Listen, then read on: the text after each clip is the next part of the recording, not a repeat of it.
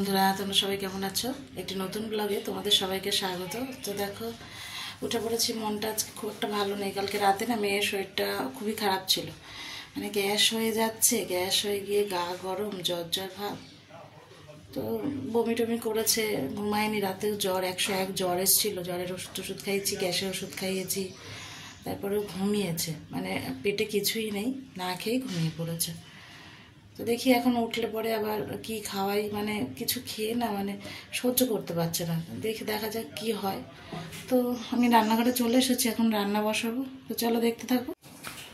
তো এই দেখো আমার ওদিকে রান্নাবান্না হয়ে গেছে, আর আমি এদিকে ঘরদোর পরিষ্কার করে নিয়েছি। এর মধ্যে মেয়েও উঠে গেছে, ওকে একটু পেঁপে সিদ্ধ দিয়ে ভাত খেয়ে নিয়েছি। তো এই দেখো আমার আজকে রান্না হয়েছে, ভাত হয়েছে, বেগুন ভাজা হয়েছে, একটা চচ্চড়ি হয়েছে, ডাল হয়েছে, আর মাছের ঝোল হয়েছে।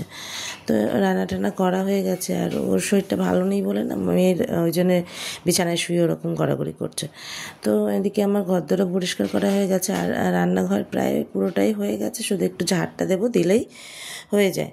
তারপর আবার ওকে স্নান করানো আছে, খাওয়ানোর আছে। তো এই যে ওকে স্নান টান করে খাইয়ে দেয় না, শুয়ে পড়, মানে ওকে ঘুম পাড়িয়েছি, আমিও একটু শুয়ে পড়েছিলাম। এই বিকেলবেলা আবার ঘুম থেকে তুলে ওকে খাইয়ে তাইয়ে যে পড়তে বসিয়েছি। তো দেখো আমার মেয়ে কী সুন্দর লেখা শিখে গেছে, অ আ অ আ হ্রস্ব ই দীর্ঘ এগুলো লেখা শিখে গেছে। আর এদিকে ABCD F পর্যন্ত লিখতে পারে, কিন্তু কি একটু বলে দিতে হয় এখনও, মানে যে না বললেও গড় করে লিখে যাবে সেরকম নয়। তো ওর 2 বছর বয়স, তাতে যেও এতটা লেখা শিখেছে সেটাই আমার কাছে অনেক কিছু। তো একটু গন্ডগোল হয়, একটু ব্যাকাতেরা হয়, তো যাই লেখে সেটাই আমার কাছে অনেক।